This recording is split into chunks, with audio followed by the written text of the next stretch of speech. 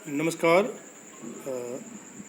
आज का हमारा टॉपिक है वो है बीकॉम पार्ट सेकंड के लिए। एबीएसटी के अंतर्गत बीकॉम पार्ट सेकंड में सेकंड पेपर चलता है, उसका नाम है कॉस्ट अकाउंटिंग।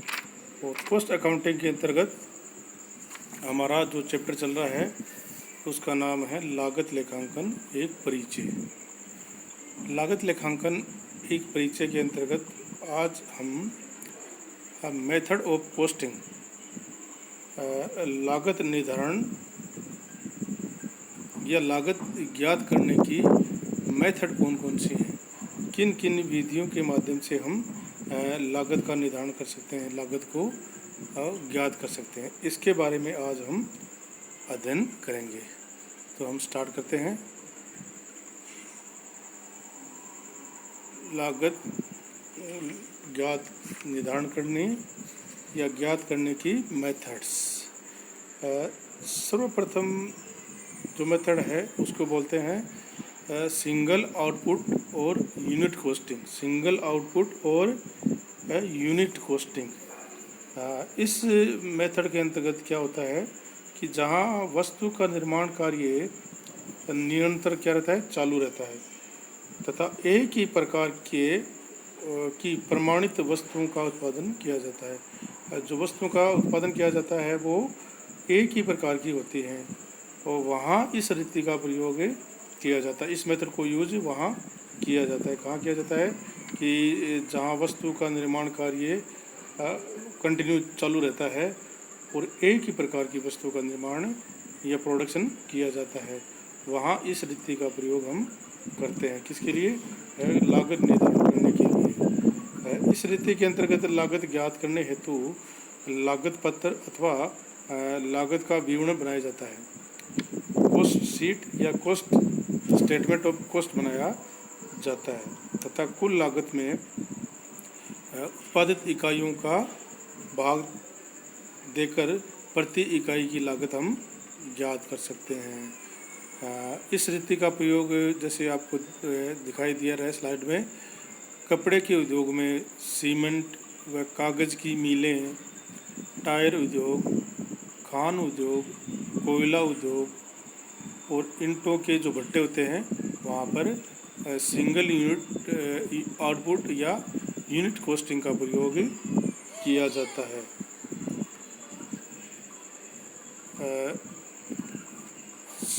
सेकंड जो मेथड है उसका नाम है जॉब और कॉन्ट्रैक्ट अकाउंटिंग, जिसको हम हिंदी में बोलते हैं उपकार्य तथा ठेका लागत लेखांकन। ठेका लागत लेखांकन। जॉब है कोई या कोई ठेका है, उस पर जिस मेथड का उपयोग किया जाता है उसको हम उपकार्य या ठेका लागत लेखांकन बोलते हैं। जहाँ पर ठेके के कार्य तथा ऐसे कार्य जिन्हें लागत लेखों के लिए अलग अलग इकाई माना जाता है। क्या माना जाता है? लागत लेखाओं के लिए अलग अलग इकाई माना जाता है।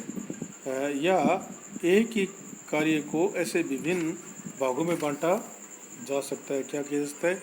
एक ही कार्य को हम विभिन्न भागों में बांट सकते हैं जो कि स्वयं में क्या होते हैं, पूर्ण होते हैं तथा वे सब मिलकर ठेके के कार्य को पूर्ण करते हैं। वो सब एक यूनिट के रूप में काम करते हैं। जो ठेका लिया गया है उसके कार्य को पूरा किया जाता है। वहाँ लागत निकालने के लिए इस मेथड का प्रयोग किया जाता है। वहाँ लागत निकालने के लिए किसका प्रयोग किया जाता है? जॉब या कॉन्ट्रैक्ट अकाउंटिंग का प्रयोग किया जाता है। आपको ये ध्यान रखना है कि जहाँ ठेके के कार्य तथा ऐसे कार्य जो लागत के लिए अलग अलग इकाई माने जाते हैं। क्या मानते हैं? लागत के लिए अलग अलग इकाई माने जाते हैं या एक ही कार्य को विभिन्न भागों में बांटा जा सकता है जो अपने आप में पूर्ण हो तथा सब मिलकर ठेके के कार्य को पूरा करते हैं। वहाँ इस मेथड का प्रयोग किया जाता है। इसको ठेका लागत भी बोलते हैं, आदेश लागत भी बोलते हैं। और इस मेथड का प्रयोग मुख्यतः जहाज निर्माण कार्य, सड़क निर्माण कार्य, बिल्डिंग का जो निर्माण कार्य है उसमें, और बांध तथा अन्य निर्माण और छपाई के कार्य में इसका प्रयोग किया जाता है। इसका प्रयोग किया जाता है, जॉब या कॉन्ट्रैक्ट अकाउंटिंग का प्रयोग वहाँ पर किया जाता है।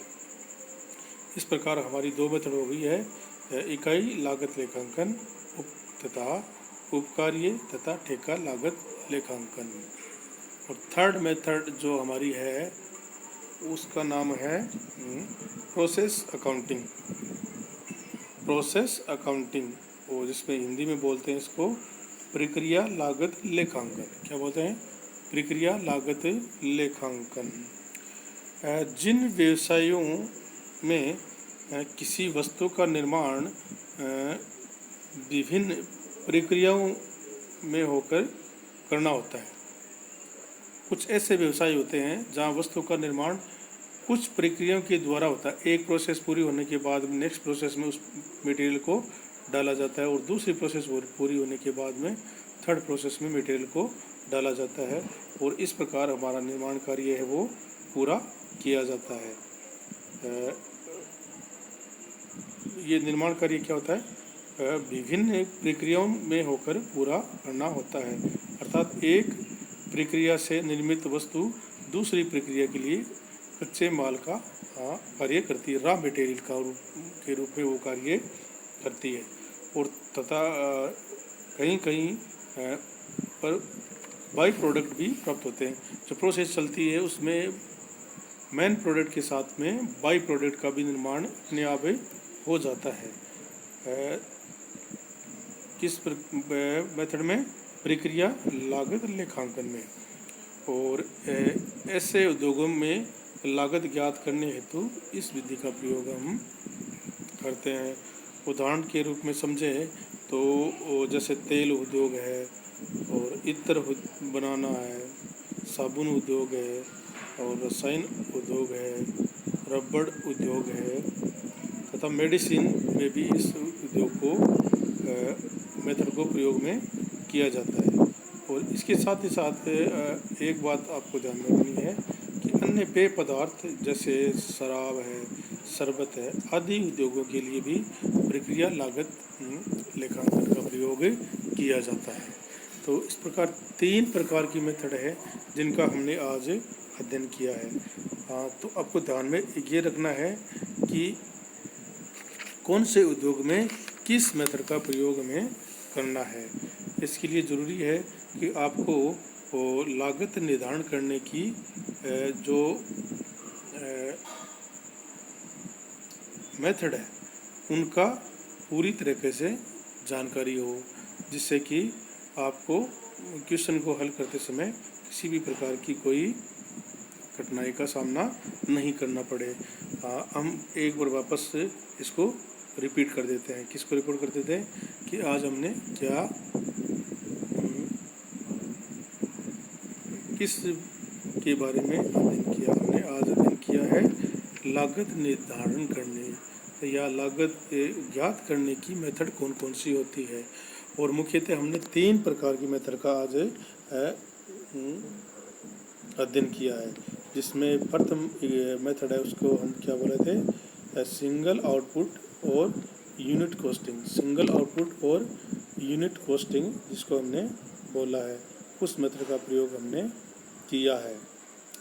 और सेकंड जो मेथड थी उसका नाम क्या था? उपकार्य या ठेका लागत लेखांकन। उपकार्य या ठेका लागत लेखांकन, इस मेथड के बारे में हमने जानकारी प्राप्त की। और थर्ड जो मेथड थी उसका नाम क्या था? Process accounting. प्रोसेस अकाउंटिंग को बोलते हैं प्रक्रिया लागत लेखांकन। इस मेथड का हमने प्रयोग किया और हमने सब के बारे में जाना कि कौन से उद्योग में कौन सी मेथड का प्रयोग किया जाता है, और इसके बारे में हमने जानकारी आज प्राप्त की। आगे जब हम क्वेश्चन हल करेंगे तो आपको ये सब बातें पूरी तरीके से ध्यान में रखनी है और लागत का निर्धारण करना है। लागत के निर्धारण करते समय हमें तीन बातों का ध्यान रखना है कि मटेरियल है वो 3 प्रकार का होता है। मटेरियल कितने प्रकार का होता है? 3 प्रकार का मटेरियल इसमें हम यूज करते हैं। तो आपको सबका बहुत बहुत धन्यवाद। Thank you.